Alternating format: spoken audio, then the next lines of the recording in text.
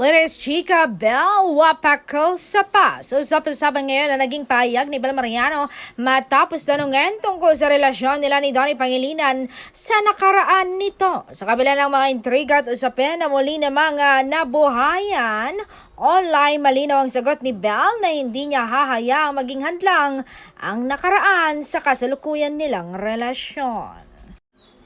Ayon kay Bel, lahat naman ng tao ay may kanya-kanyang pinagdaraanan sa buhay. Ang mas mahalaga para sa kanya ay kung paano kaya kayo nagtitiwala sa isa't isa at kung paano nyo pinapahalagaan ang relasyon sa kasalukuyan.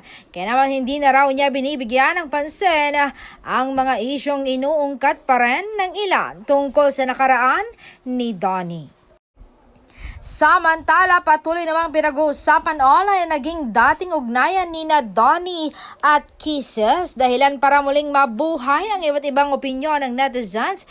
Gayunpaman, tila mas pinipili ni na Donnie at Bel na mag-focus sa kanilang masayang relasyon kaysa mga negatibong komento.